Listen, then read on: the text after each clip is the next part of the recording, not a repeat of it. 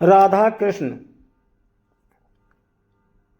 राधा कृष्ण सतयुग और त्रेता युग बीतने के बाद जब द्वापर युग आया तो पृथ्वी पर झूठ, अन्याय, असत्य, अनाचार और अत्याचार होने लगे और फिर प्रतिदिन उनकी अधिकता में वृद्धि होती चली गई।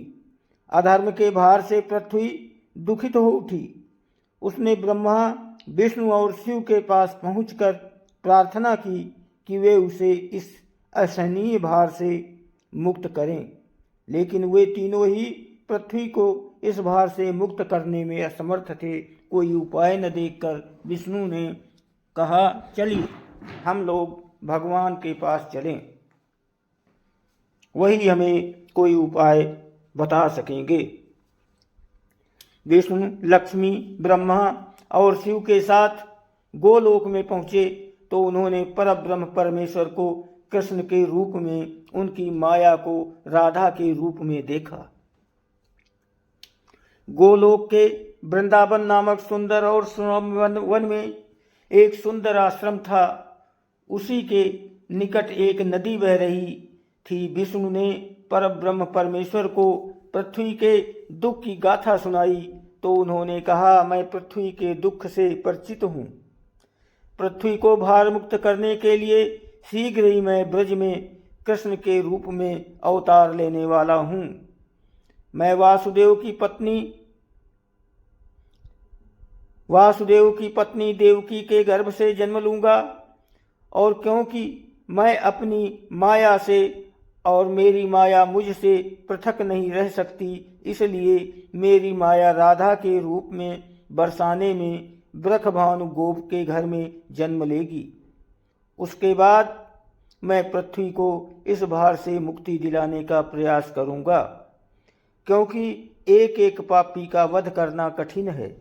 इसलिए मैं ऐसा उपाय करूंगा कि संसार के समस्त पापी स्वयं ही लड़ भिड़कर पृथ्वी को भारहीन बना दें। आप लोग निश्चिंत होकर अपने अपने को पधारिए और मेरे आदेशों को प्रतीक्षा कीजिए। विष्णु आदि देवताओं ने परमेश्वर को प्रणाम किया और अपने अपने लोक में आकर परम पिता के आदेश की प्रतीक्षा करने लगे। कुछ समय पश्चात अत्याचारी और अनाचारी मधुरा नरेश कंस के कारागार में बंदी वासुदेव की पत्नी देवकी ने एक बालक को जन्म दिया।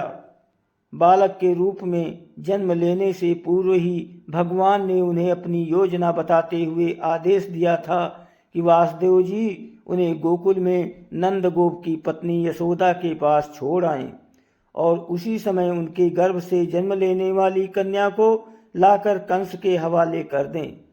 वो कन्या मेरी योग माया है। वासुदेव ने ऐसा ही किया और कृष्ण गोकुल में नंद गोप की पत्नी यशोदा की गोद में पलने लगी।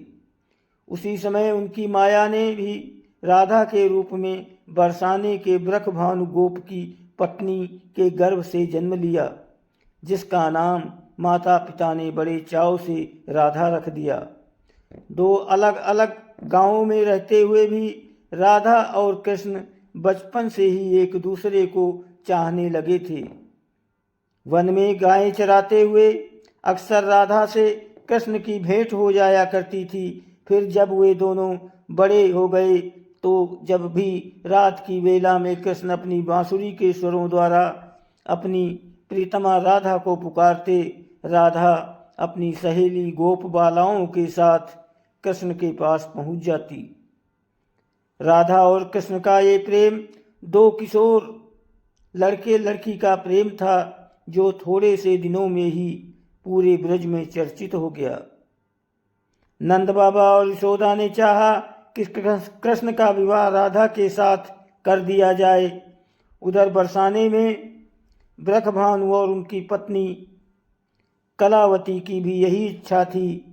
एक शुभ दिन देखकर राधा और कृष्ण की सगाई कर दी गई। पूरा ब्रज प्रदेश आनंदोल्लास भरे उत्सवों से भर गया, लेकिन उन दोनों का विवाह नहीं हो पाया था। कि कंस के आदेश पर अक्रूर कृष्ण को बुलाने के लिए मथुरा से वृंदावन पहुंच गए और अत्याचारी कंस तथा राक्षसी स्वभाव वाले उसके अनुचरों का वध करने के लिए कृष्ण को बलराम के साथ वृंदावन छोड़कर मथुरा यानी मथुरा जाना पड़ा। और मथुरा में कंस आदि का वध करने के बाद मथुरा राज्य की सुरक्षा के उत्तरदायित्व ने कृष्ण को इतना उलझा दिया कि वो चाह कर भी वृंदावन नहीं जा सके। अपने जामाता कंस के वध का बदला लेने के लिए उसके ससुर जरासंध ने अपनी विशाल सेना के साथ मथुरा को घेर लिया, लेकिन कृष्ण और बलराम ने अपने पराक्रम से जरासंध और उसकी विशाल सेना को पीठ दिखाकर भागने पर विवश कर दिया। लेकिन जरासंध पराजित होकर भी शांत नहीं बैठा। उसने कई बार मथुरा पर आक्रमण किए। मथुरा एक छोटा सा राज्य था और मथुरा नगर को सुरक्षित स्थान पर नहीं बसाया गया था। अतः कृष्ण ने मथुरा छोड़कर अन्य कहीं जाने का निश्चय कर लिया और जरासंध की विशाल सेना के बीच से मथुरा वासियों को सुरक्षित निकालकर हजारों योजन दूर भारतवर्ष के पश्चिमी सागर तट पर ले गए और द्वारका नगर की स्थापना करके एक शक्तिशाली यादव राज्य स्थापित कर दिया। अक्रूर के साथ मथुरा छोड़कर आने के बाद कृष्ण और राधा का मिलन फिर कभी नहीं हुआ, लेकिन वे आजीवन एक दूसरे को भूल नहीं पाए। वैभव संपन्न द्वारिका में अनेक सुंदर पत्नियों का प्यार पाकर भी वो राधा के प्यार को नहीं भूल पाए और संसार आज भी राधा कृष्ण के प्रेम को एक आदर्श प्रेम के महान तथा अमर प्रतीक के रूप में याद करता है।